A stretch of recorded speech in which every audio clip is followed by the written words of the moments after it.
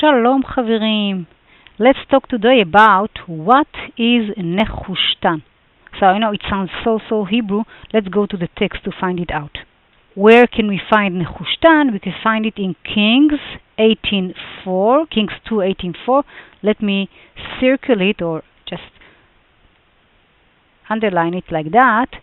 That's the word Nehushtan, and in English it is the same exact word, so basically transliterated. So let's read it. וחיטת נחש הנחושת אשר עשה משה, כי עד הימים ההמה היו בני ישראל מקטרים לו, ויקרא לו Nehushtan, and break in pieces the brazen serpent that Moses had made, for unto those days the children of Israel did burn incense to it, and he called it Nehushtan. So this is part of the great king Hezekiah, the part of the reform, the religious reform he's trying to do. One of the things he's doing, he's breaking like an idol, like an icon that Israelites were worshipping it, which was the bronze serpent. And we remember this bronze serpent from Numbers 21:9. So let me first read you the English only, then we will discuss the story. And Moses made a serpent of brass, and put it upon a pole, and it came to pass that if a serpent had bitten any man, and he beheld the serpent of brass, he lived.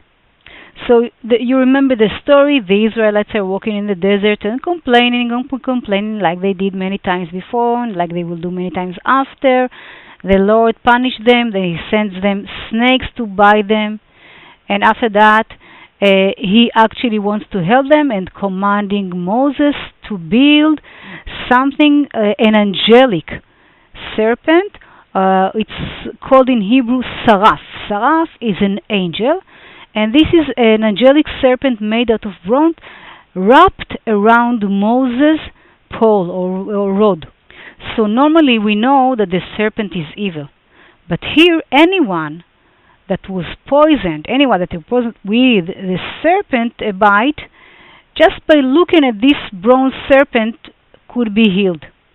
So healed, we are talking about healing. Let's go maybe to get a prescription from our doctor.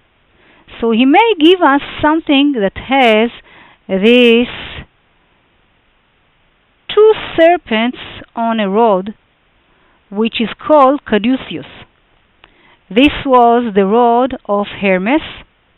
He was the Greek messenger of the gods. So it may look something like that. Or actually it may look something like that, only with one serpent wrapped around it, which was held by Asclepius, the Greek god of medicine. And this is actually what Michelangelo wanted to see as a resemblance to the biblical story. This is the biblical story here, drawn here, painted here. You see all the sick people, and you see the serpent, the bronze serpent wrapped around Moses' staff, and you see how by reaching his hand, he may be healed, or he would be healed thanks to this rod.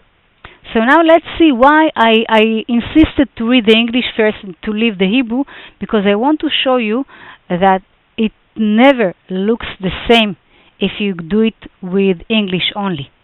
So you may want to try and read it, because you can actually hear the hiss, the charm or the spell of the words. And I'll tell you about another word that is actually a hiss in Hebrew in a second.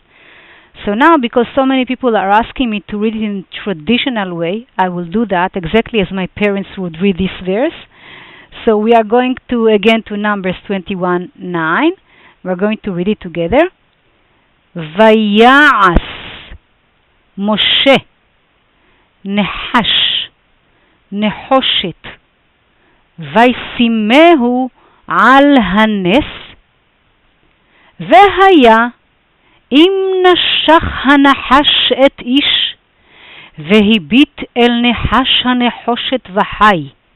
So just count the amount of the alliterations played here in the text. You see how the text is so effective in Hebrew. See, Nehash Nehoshet. Nachash is a serpent, Nehoshet is bronze. You can continue look on not only to those that look like that, but the similar sound that is playing a very strong role here. So if you do wonder about the word Nachash, which is a serpent, and Nehoshet, which is copper or bronze, both of them appear in the last verse we read, you are indeed very right. And many scholars were dealing with this question, whether we're talking about the same word or something that looks similar, and some would certainly agree that maybe the bronze color is similar to those serpent and bronze. Some don't accept this idea.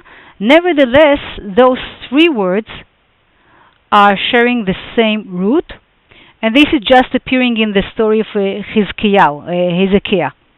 So just to remind you, I was telling you something about the similar sound of Nachash, and altogether the sense of a charm or a spell given with this verse in Hebrew. There is another word in Hebrew, and this is actually exactly the word hiss, or a spell, which is lachash. Lachash. And so lachash, nachash, nehushtan, nechoshet. So with this magic moment, let's say lehitraot, and please again send me many of your ideas. I hear so many amazing ideas, and I'd love to hear about your suggestions and comments. You can always send me many likes. I like likes. So toda raba and lehitraot.